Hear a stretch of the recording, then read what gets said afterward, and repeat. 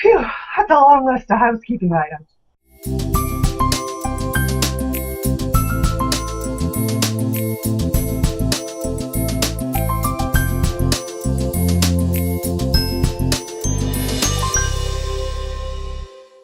All right, we're on the air.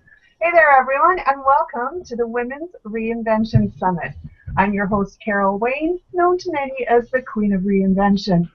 I'm so excited to give you this bonus presentation today with Gina Eubank. Hey, Gina.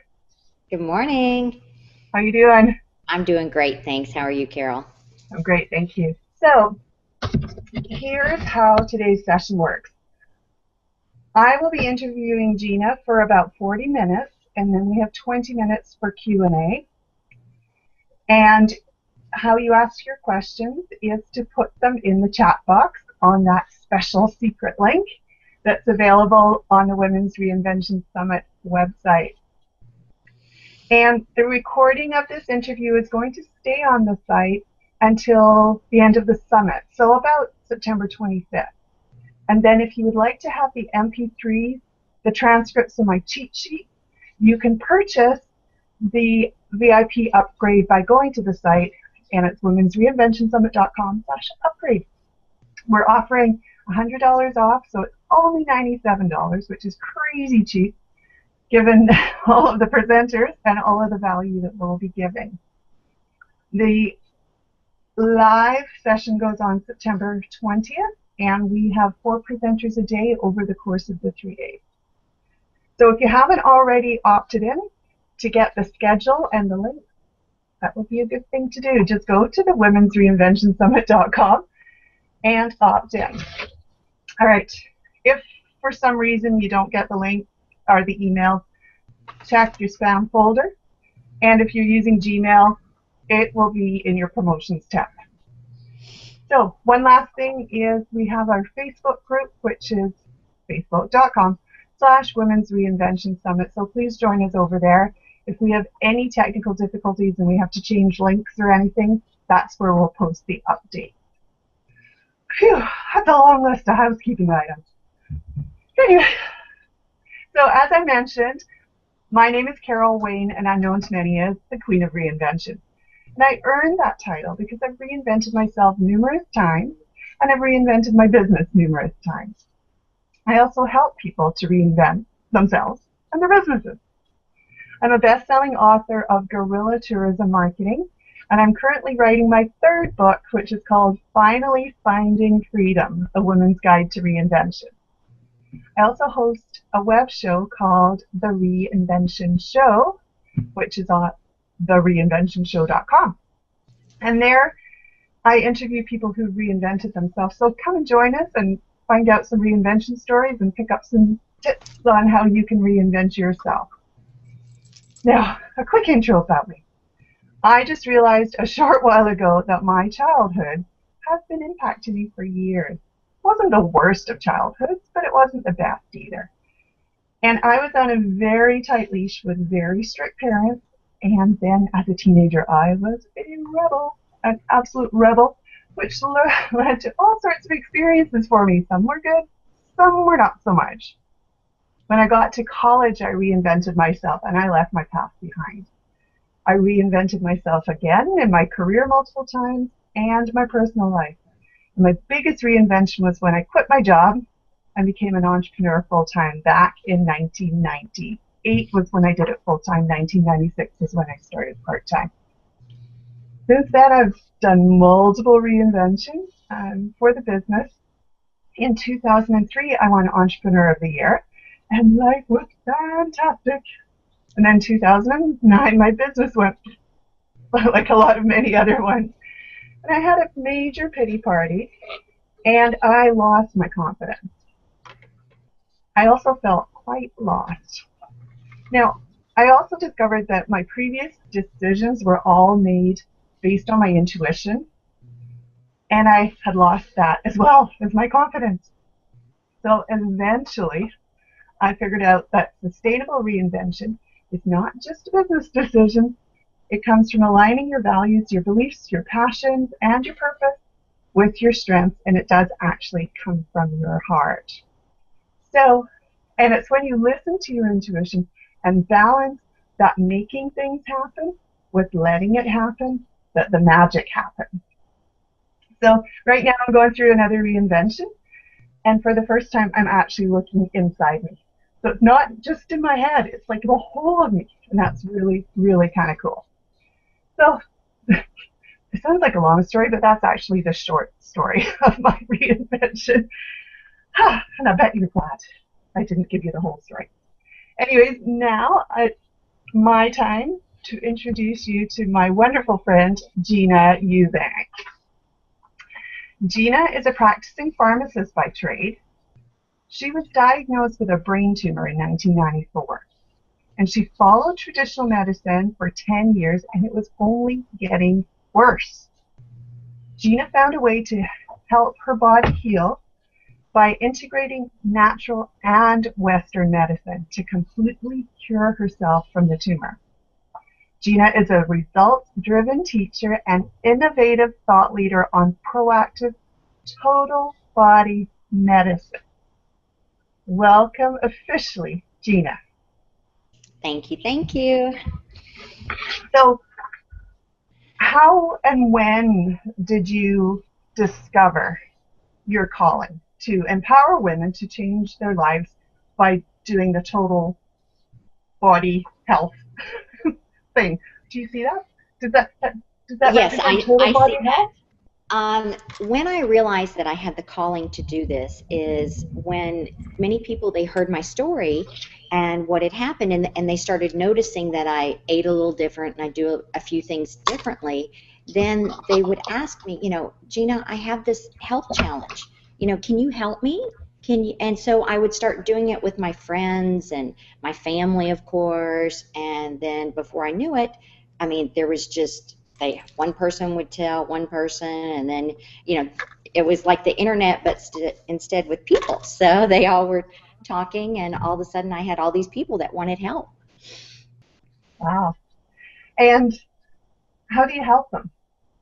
Well, the first thing that I do is I find out, I have them fill out a questionnaire, and I say, what is your current health challenge?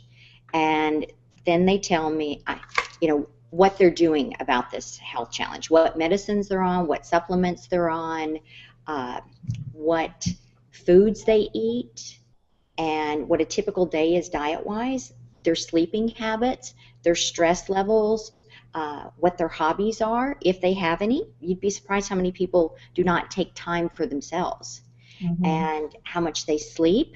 And then I have them rate their stress level. And then, I ask them, by what you're doing, have you received any results? Are you getting anywhere? Are you getting worse or are you getting better?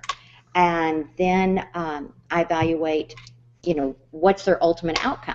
And then I design a plan with them to help them achieve that outcome. Great.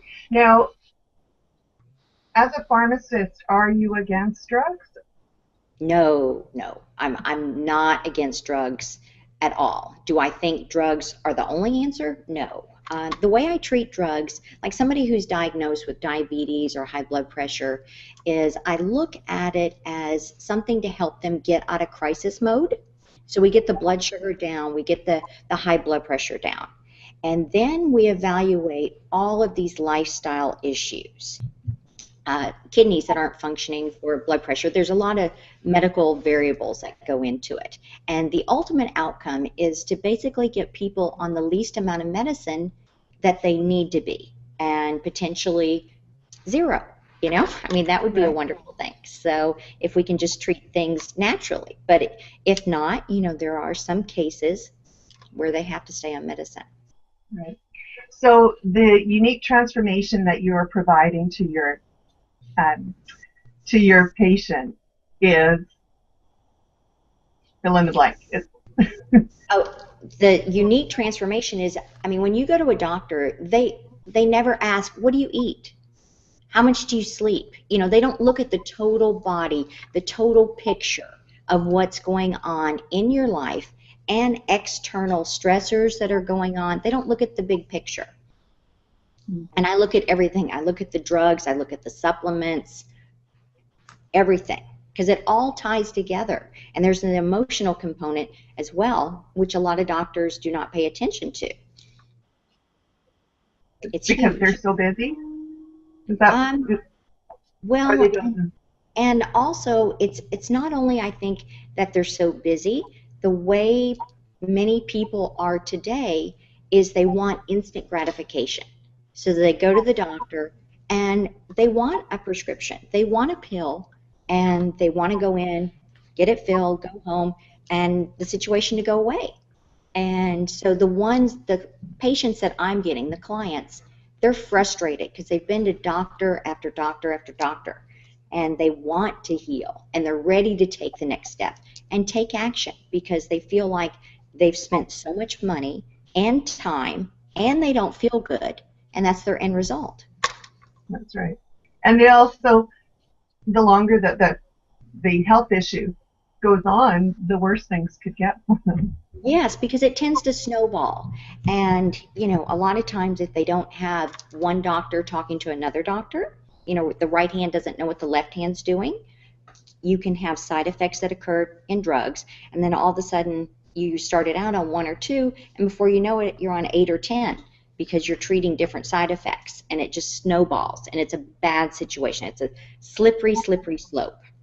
Yeah, I see my parents, for example, they've got huge packs of stuff, and I'm like, whoa. Yeah. So is prevention also a huge part of your practice? Instead of prevention, because I'm all about prevention, but the word I like better is to be proactive instead of reactive. Okay. And that way you can, because I find that more of a place that's empowering. And if you can see the curveball before it smacks you in the head, I think that's always better, Now, the top motivators, this may seem like a silly question, but what do you find are the top motivators that people come to you?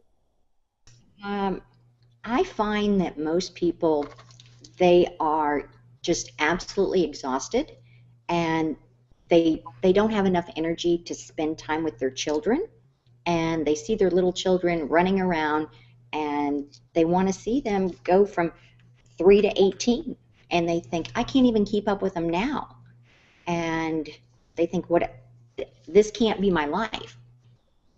And that's really a defining moment when you realize, you're 40 or you're 30 or 50 and you don't feel optimal, and you're acting like somebody who's 60 or 70, or your parents have more energy than you, and you think, my quality of life, it's just not there, and I've got another 30 years or 40 years left, and I'm probably peaking at this moment, is what they think in their mind, but they have no idea that what could potentially be out there in the life that they could lead, the health, the energy, the clarity of thinking, their mind, the potential, their passion, all these things that they could do with their life if they only felt better, because reinventing your health is truly the foundation of reinventing your entire life. If you don't have your health, you really don't have any wealth. That's my opinion. And then family and loved ones, of course, but health is the bottom line. Now, do you find that your patients are in any specific age group, or is it everyone? It seems to be a majority are in the 40s. That seems to be the burnout age, when they're really, a lot of their children are going to college, so they've got the empty nest syndrome, or they're getting ready to go to college. They're feeling the pressure financially, and with the economy, what's going on, and then they're trying to balance, because a lot of them will have another one in high school, and it's too much. They're just maxed out, and they're not sleeping. So many people are sleep deprived, and then they eat on the go, and they'll tend to grab fast food or things that they think are healthy. Pardon me, excuse me. So that just snowballs as well, because your health is like an onion. So you get all these layers, and it's very gradual. All of a sudden, you notice you're tired one day, and it's so insidious and sneaks up on a person that they don't realize how much their energy has decreased till they think back to what a typical day was, say, a year ago or 2 years ago, and they're like, gosh, I used to get up and I used to exercise and I used to run around and I used to play tennis, or we used to go see a mountain and we'd say, let's go hike it, let's do it. And then all of a sudden, you're thinking, oh, I can't, my knees, my back, I've got a headache. And you're like, what? This is me? You don't want to be that person that says, oh, I physically can't do that. That's what motivates me, because I don't ever want to be limited physically. If I want to do something, I want to be able to do it. I want to mentally decide, maybe that's not a good idea, Gina, but I want to physically be able to do it. Right. Now, I'm going to deviate a little bit, but okay. Specific kinds of health ailments that you help people with. You had said kidneys and high blood pressure. Well, high blood pressure, diabetes, high cholesterol, those are probably the 3 top ones that I help people with, because it's so prevalent. The other one is metabolic syndrome, which is going on just as epidemic rates in the U.S., and it is linked to obesity, and when you carry your weight around your tummy, it predisposes you to high blood pressure, high cholesterol, and diabetes. So that's kind of like the first phase. And so I treat a lot of people for that as well. I just looked at my stomach. I'm like, ah! Yikes. And pitfalls to avoid. If someone is looking to reinvent themselves, starting with their health, what do you suggest very strongly that they do not do? People need to realize you didn't get this way overnight, and so you cannot expect immediate results. We have to peel back the layers of your health and the disease and get to the root of the problem, and it takes some time. My tumor, I had it for 10 years, and I went totally Western. And then in 2004, I decided I've had enough. Surgery was the only option. And I thought, I don't want to risk somebody feeding me applesauce, because I've had a stroke or they did something. So I thought, I've got to do something. And I ended up getting rid of the tumor in 6 months, which is very, very, very fast. How did you do that, Gina? The way that I did it is I had met my husband and fell in love. Love always helps. If you can add that to the mix, that's incredible. And we devised a plan together that we were going to get me healthy. The tumor was pressing on my optic nerve, and it was blurring my vision, and it also had given me carpal tunnel syndrome from all the medications that I was on, because I was on about 10, which is just insane. And so what we did is we started juicing, and we would juice twice a day. We also would do wheatgrass every morning, and we'd put them in little shot glasses, and we'd clink them and salute and down them, and so we made it kind of fun. The other thing that we did is he did this diet with me as well, and instead of calling it a diet, it was a lifestyle change is how we chose to do it. And it was much more strict than what I practice today, because I was in crisis management then, so I had to really, that's where the rubber met the pavement. I had to really make something happen. So I ate, of course, tons of veggies, chewed my food really, really, really good, so that the workers in my body, they didn't have to work so hard to break it down. I also ate some fish. I eliminated dairy, and I ate lots of fruit, would juice twice a day, minimal meat, and within 6 months, it was gone. I also did colon hydrotherapy, also known as colonics.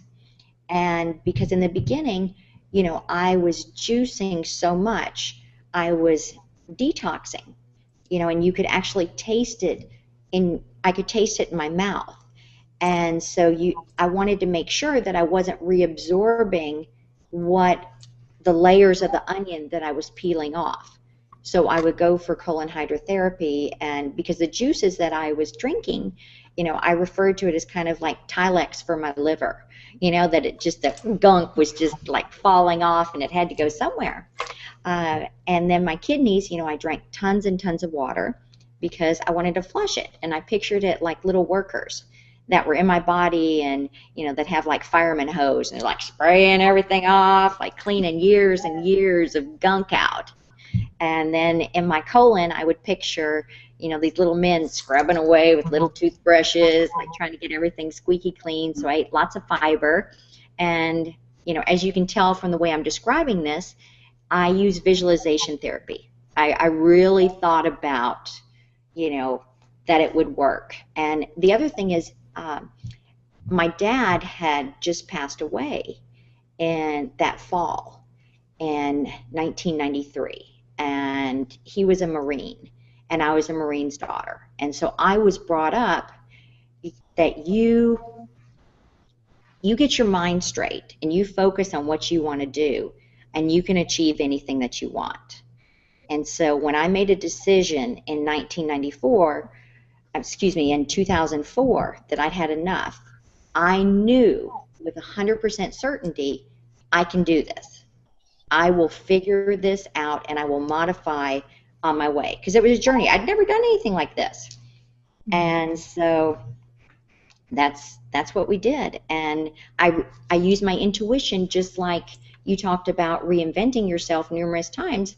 When your body speaks to you and you hear that gut voice that tells you something, listen. It's a very powerful tool. And so I tweaked it, and I took Epsom salt baths. The magnesium in the Epsom salt, that helps to relax you, and it also helps your colon eliminate. So then you're getting rid of those toxins as well. And it feels good too. That's always a nice benefit, a nice little bath. Now, what did your doctor say? Sorry. My doctor, I avoided my doctor, to be honest, because I pretty much dropped off the face of the earth for about 6 months, because when I went back, I wanted to just blow my doctor away and go back when I knew I was cured. And because one of the symptoms of what I had a pituitary adenoma, and that gives you milk in your breast, and your breasts are basically engorged like a mother that's given birth to a child. So, not only could I tell based on, not having the migraines, not having the blurred vision, the carpal tunnel going away, but also when I no longer had milk in my breasts, that of course was a clear indication that, I was making progress. So it was much easier to monitor and measure on a daily basis that I was making progress on it. And it's not like I got up every morning and went honk honk to see if I had milk. So I mean, you can tell. So when I went back to my doctor in August, and we did the MRI, and it came back, because I said, I really think it's gone. And of course he thought I was crazy. And I said, well, look, I don't have any migraines, and went through my whole list. And I said, and I don't have any milk in my breast.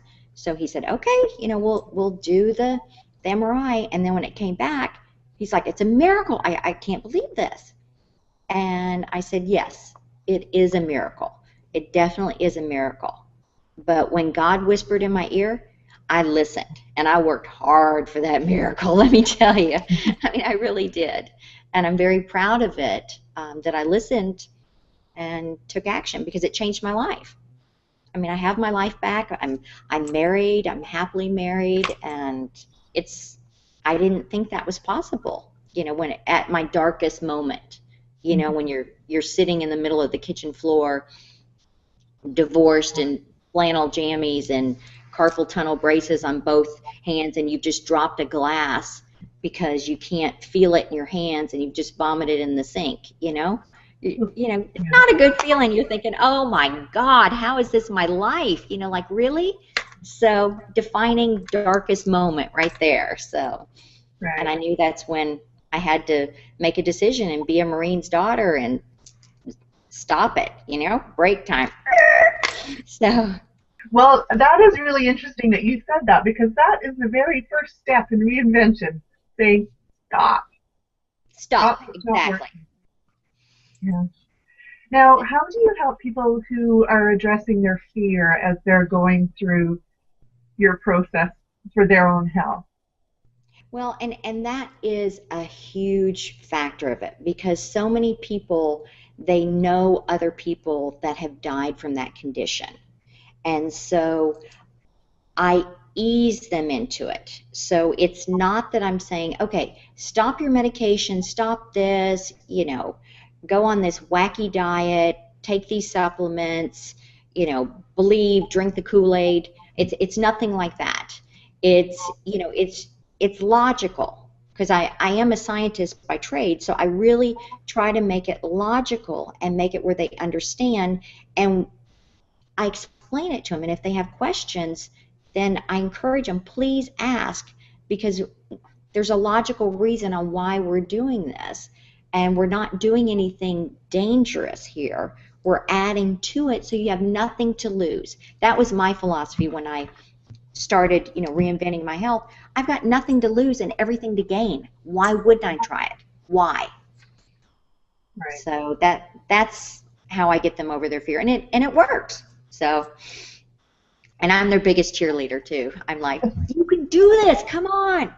So I've seen you in your cheerleader mode. You're a very good cheerleader.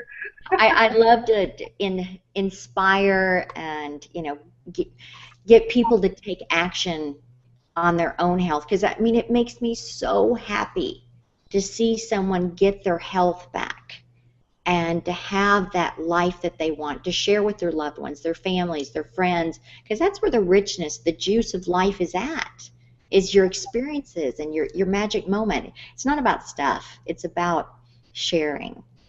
So I know one of my questions for you is, when you're going through this, can you have a normal life? How do you Yes. do that? Now, one thing I must say is, if you're in crisis mode like I was, I didn't deviate for 6 months. I mean, I really stuck to it because, you know, I didn't want anybody cutting on my brain. You know, I was highly motivated. So when somebody is treating high cholesterol, high blood pressure, diabetes, things like that, I try to use like the 90-10 rule, where, you know, 90% of the time you stick to the program. You eat pretty clean. You make choices. You figure out, you know, what are my important cheats, or what are my favorite cheats, and then we figure out how to incorporate that in, because you want to be able to go out to eat and spend time with friends and loved ones, and because that's part of your healing process. Mm-hmm. That's part of the laughter. I mean, being with all your friends. So that's an essential component. So we sit down and we say, you know, I say, be honest. You know, what do you like to do to cheat? Do you like wine? Do you like chocolate, sugar? You know, well, what are your favorites? Ice cream? I mean, tell me where are the pitfalls. So then we can help you navigate on how to incorporate that into your life, and we can make up for it during the rest of the week. Oh, you mean so we can't have chocolate and wine and ice cream every day? Just like... No, I'm so sorry. Not for breakfast, lunch, and dinner. Isn't that a bummer? So I know your case study is remarkable. Do you have any other case studies from clients that you can share? Yes, I do. One that I'm extremely proud of is a lady. She moved into an apartment complex, a brand new apartment complex, and she started getting really sick, and she couldn't breathe, and she broke out in a rash, horrific rash that covered her entire face and her body. And her face was cracking. I mean, it was horrible. And she was only like 19 years old. And they put her in the hospital. They put her on steroids, medication to treat asthma. And, you know, they were basically treating the symptoms. And they got her to where she could get out of the hospital and she could breathe, but she was still doing breathing treatments. So she went to a kinesiologist, and the kinesiologist worked with her and tried to help her, and, you know, he just couldn't get any further with her. And he told her that. And he said, but I know somebody who can help you.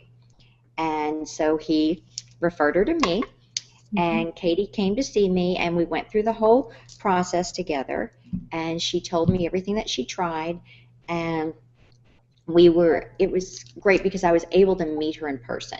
She was here locally, and because she was young and her parents weren't here and she was going to school, and, you know, I put her on the diet and we would check in all the time.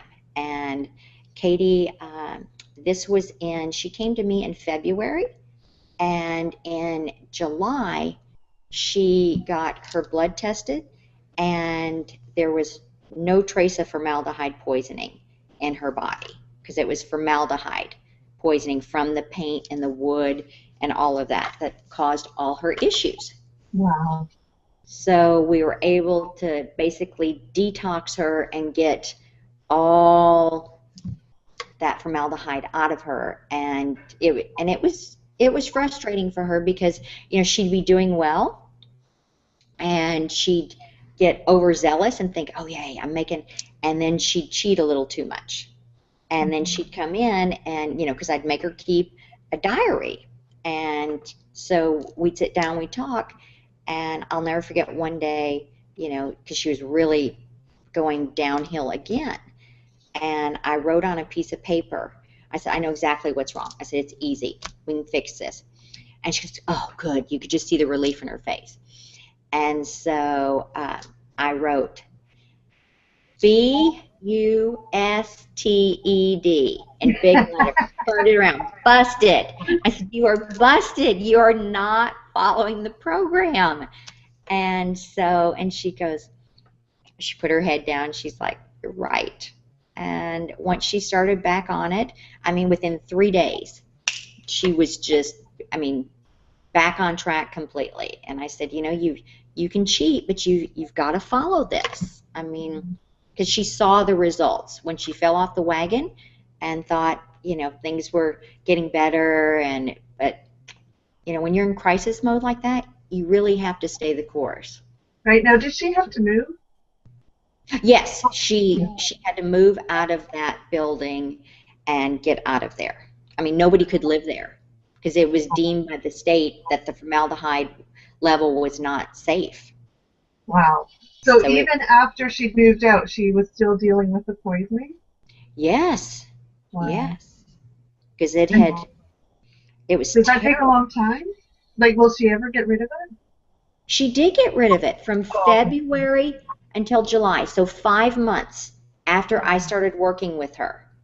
She got a blood test and it was gone. 5 months, and, you know, blood test, it was gone. But once again, she was like me. She wanted to make sure.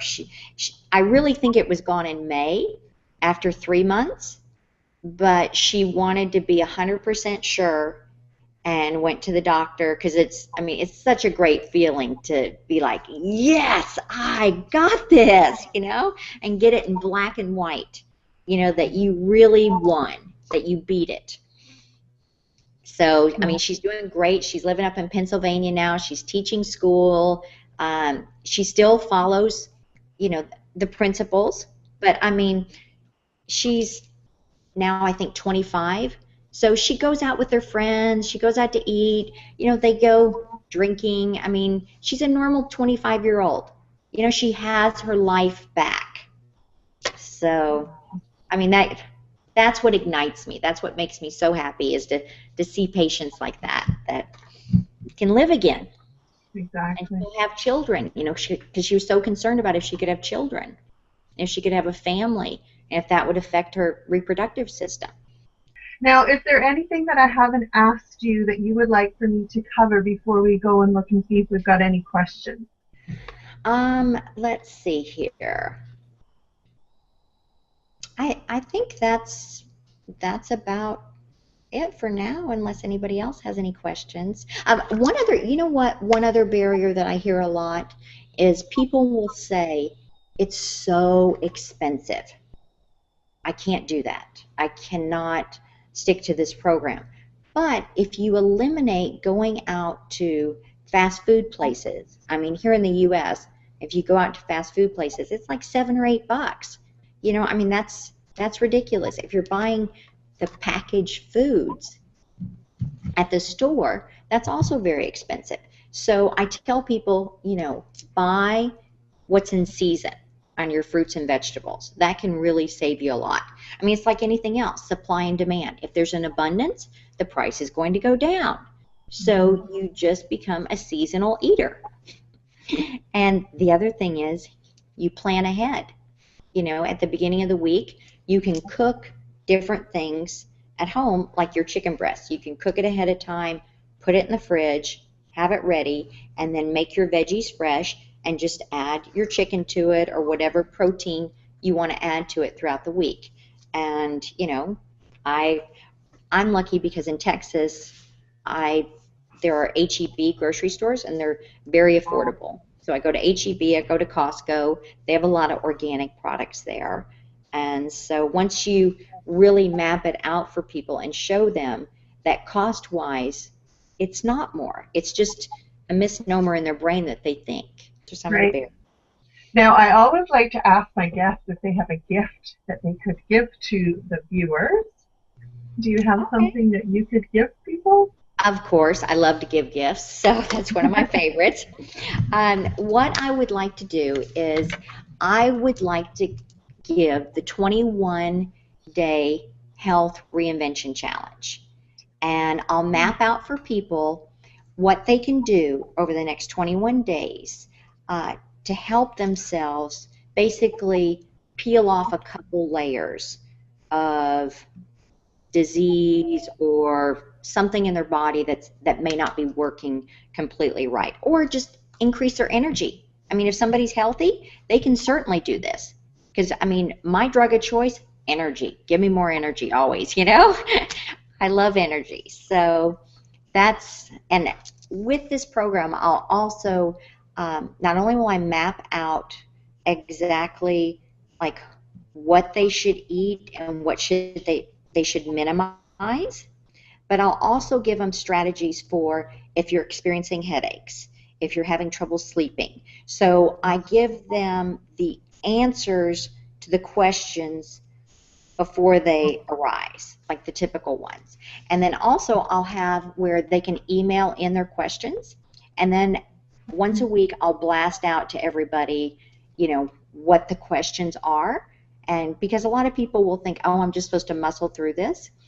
Mm-hmm. And, you know, so I'll address those questions and help everybody out. But this is going to be something gentle, something doable, because I want to set everybody up to win. I want it to be a positive experience where you didn't get here overnight, and it's a journey, but we'll get there.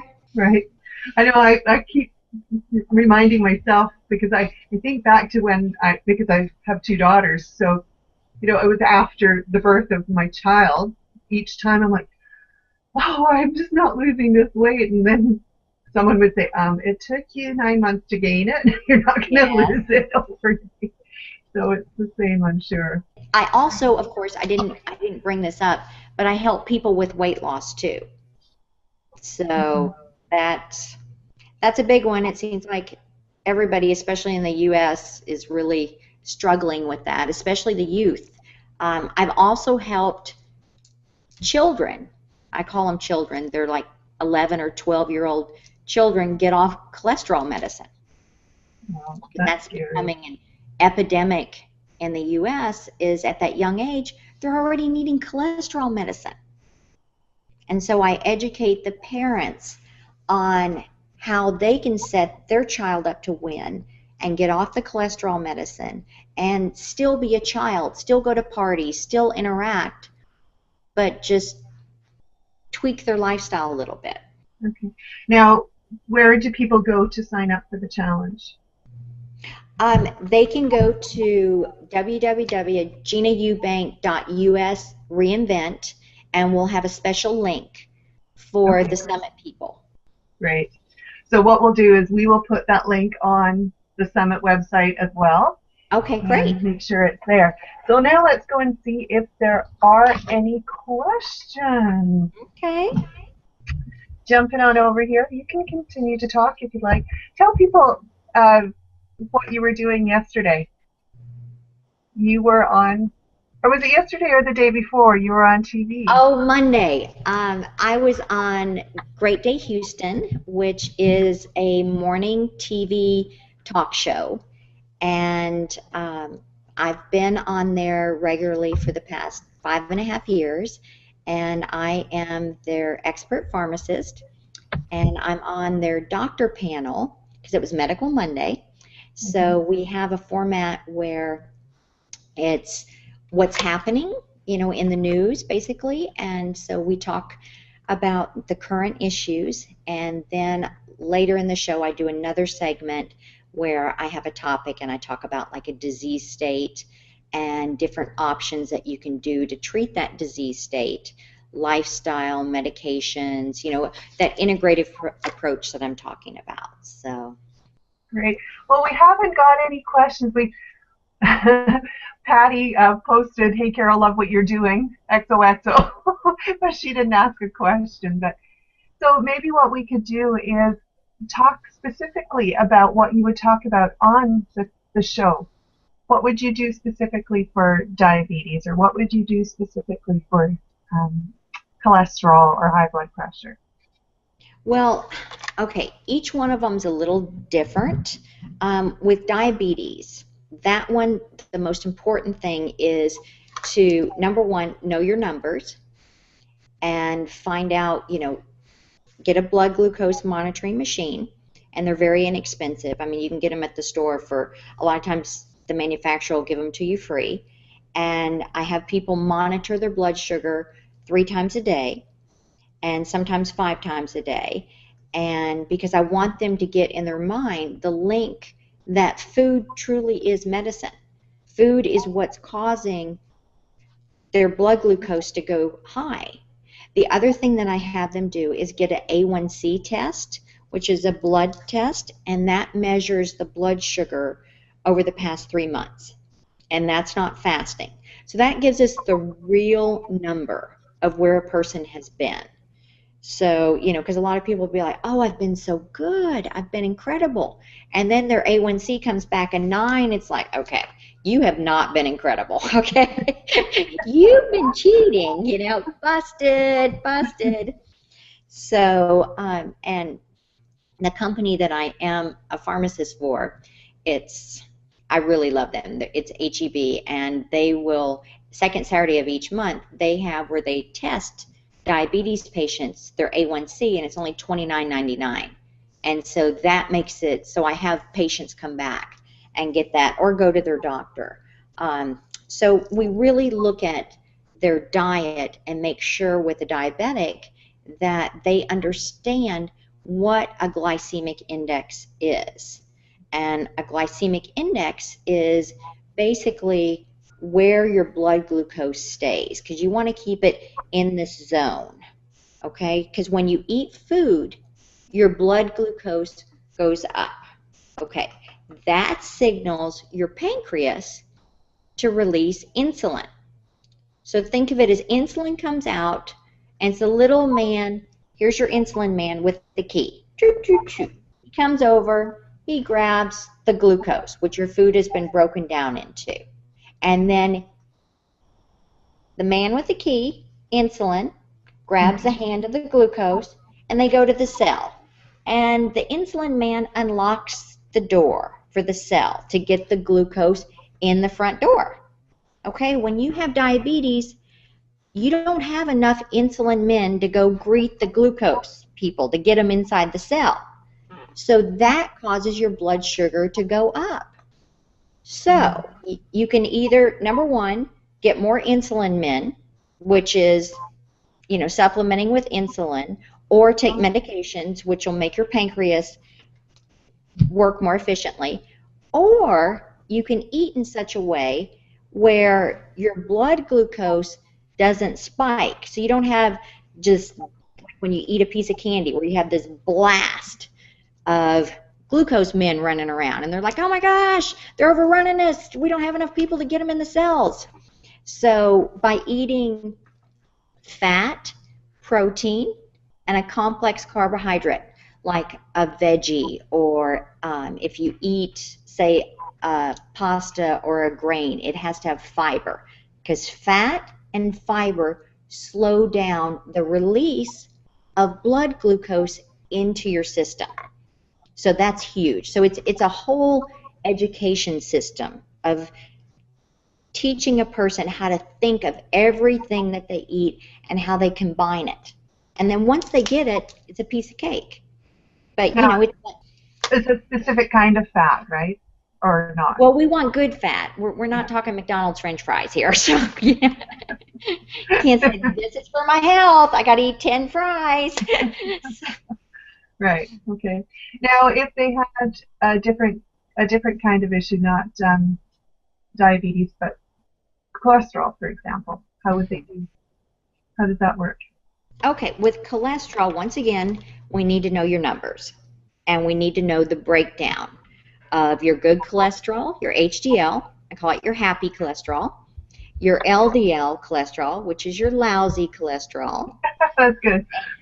Because I want people to remember this, so that when they get the results from their doctor, they don't have to wait, to show it to me. They can celebrate on their own and be like, yes, these are good. They're happy. Right. Then we look at the ratio, because when you exercise, that will increase your HDL, your happy cholesterol. Okay? And so if the ratio of their HDL, their happy cholesterol, to their LDL is good, then, that can play into it also. We also look at a person's triglycerides. And that is a fatty substance in the body. And usually that one is elevated due to carbohydrates. Because people always think, oh, cholesterol is due to fat. But really, cholesterol is due to bad fats, but also your liver produces about 70% of the cholesterol that your body needs. So that means only 30% of what you eat actually is causing your issue. But here's the kicker. Since your liver produces 70% of your cholesterol, if your liver is not squeaky clean, that can make your cholesterol elevated. So then we have to address the liver. So I have the Love Your Liver cocktail. It's really yummy, though. It really is. Okay. My little nephew, he was sitting on my lap, and he was like 6, and I was drinking it, and it's a beautiful red color. And he goes, what is this, Gina? And my brother looked at me, gave me the eye, and I said, it's cherry juice. and so, of course, he just, I didn't want to tell him it had beet in it, because he wouldn't even know what a beet was. And so he took a sip, and his little lips were all red, and he's like, this is so yummy. And I said, well, maybe your daddy will make it for you. So that I address that, with the liver, and we work on issues to gently cleanse the liver and get that under control. And then the diet, because, if you're eating foods that clog your liver, like French fries with bad fats, fast food French fries, partially hydrogenated oils. Partially hydrogenated oils, when you consume those, they take about 60 days to get out of your body after you have just 1 gram of it, which is disgusting. 60 days. And yes, and they, the manufacturers, they started doing partially hydrogenated fats to increase the shelf time for foods. So, you know, there's a saying that the longer something lasts on the shelf, you know, basically the shorter your life is going to be by consuming those foods that stay on the shelf a long time. So, Oh, I'm going to have to go through my cupboards when we get off this call. I'll help you. I'll just put the webcam up and you can go, no, get rid of that one, and Yeah. that one, and that one. Yeah. I mean, I can laugh. Yeah, we'll get it straightened out because I mean, partially hydrogenated, that's a big deal. The other one that I really look at is GMO foods, and many people do not even know what GMO stands for, or they'll go, oh, that's genetically modified, but they don't understand what that truly means, and that when it was first invented, what they did is they would take the seed, say a corn seed, and they would incorporate a pesticide in with it. And the reason they would do that is because then that seed would produce more corn. So there would be more profit because the birds and the insects, they wouldn't want to eat it. Well, the problem is that means when we eat that corn that is genetically modified, it has a pesticide in it. And since that became available, that's when we've seen a huge increase in cancer. And it's really interesting to me that you can put out an ear of corn that is GMO, that has the pesticide incorporated in that seed, and then you can put out an ear of corn that is pure organic corn. And the birds, they will only eat the organic corn. So they know, they intuitively know, or somehow they know. They're so smart. So I'm a big advocate for non-GMO. I really, really am. I'm very passionate about that. We've had a few exchanges on Facebook. Yes, yes, you can tell by Facebook that I'm very passionate about no GMO. I lost both my parents to cancer, so you know that's another reason that I want people to be proactive, because that's an easy one.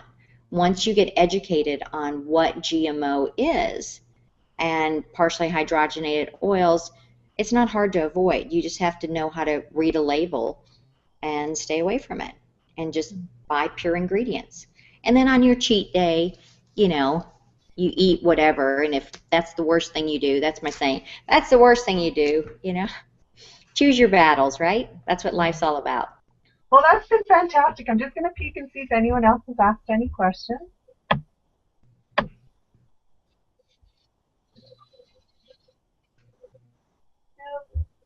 No more questions.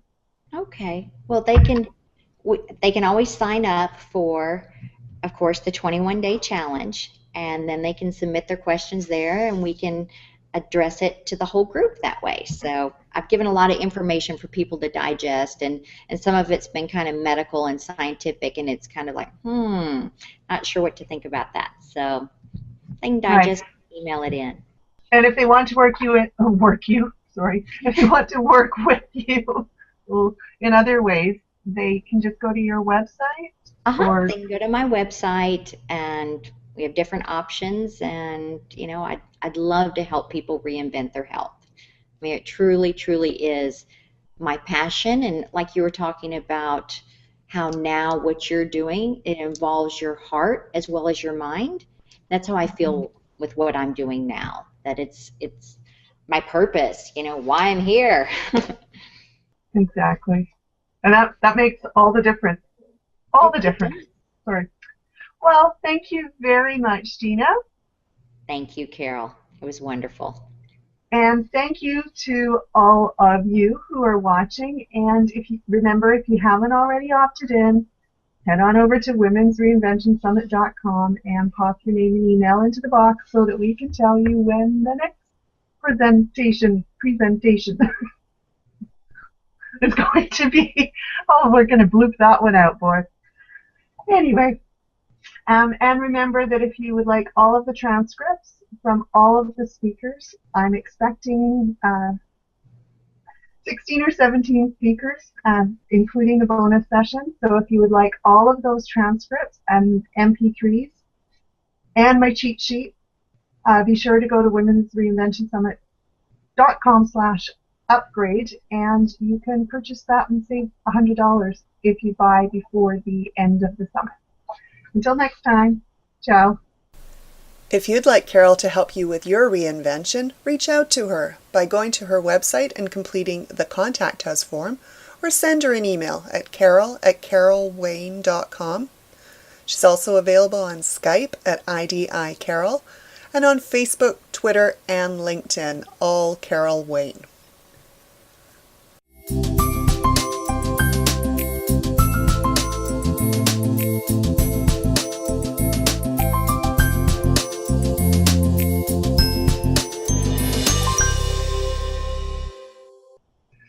Phew, that's a long list of housekeeping items.